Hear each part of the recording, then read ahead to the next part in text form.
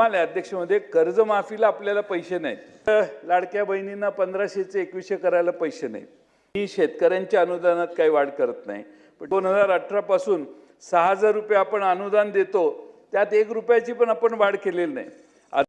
आपण या ठिकाणी कुंभमेळ्याचा उल्लेख अभिभाषणात साहेब आज राज्यपाल महोदयांनी केलाय। आता कुंभमेळा प्राधिकरण स्थापन केले, 25,000 कोटीचं बजेट मंजूर केलेलं आहे।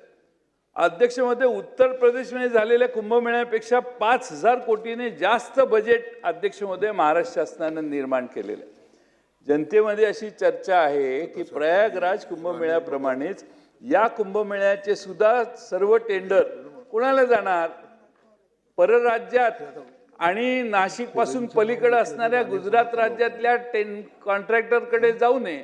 एखादा सुरेश धसने कॉन्ट्रॅक्टर सुचवला तर त्याला गेलं तर आमची कुणाची तक्रार नाही, पण महाराष्ट्रातल्या मराठी कॉन्ट्रॅक्टर आणि किमान नाशिक जिल्ह्यातल्या चांगले कॉन्ट्रॅक्टर नाशिक जिल्ह्यात आहेत, त्यांनाच काम रिस्ट्रिक्ट करा। नाशिक खानदेशात करा, पाय नगर जिल्ह्यापर्यंत या, पायल तर बीड जिल्ह्यापर्यंत या, आमची काही तक्रार नाही।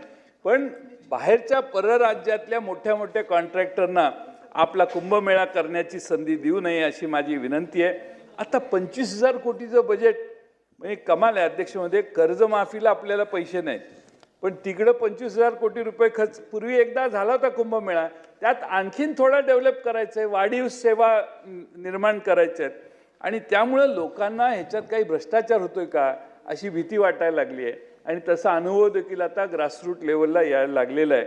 आणि म्हणून आपल्याकडं लाडक्या बहिणींना 1500चे 2100 करायला पैसे नाहीत, अध्यक्ष महोदय कर्जमाफीसाठी पैसे नाहीत, शेतकरी मेटाकुटीला आलाय।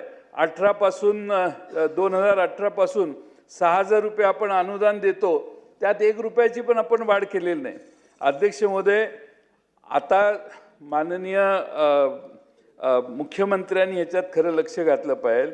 नाशिकमध्ये कुंभमेळ्यात CCTVचं काम पूर्वी मागच्या 10 कोटीत झालेलं, आता ते काम 300 कोटीवर गेले, 30 पट वाढ झाली। एवढे महाग नाही आहेत, उलट CCTV कॅमेरे स्वस्त झाले आहेत अध्यक्ष महोदय, किंमत वाढणारी व्यवस्थाच नाही आहे, हे तीच नाही आहे कॅमेऱ्याची, टेक्नॉलॉजी एवढी पुढे गेलेली आहे।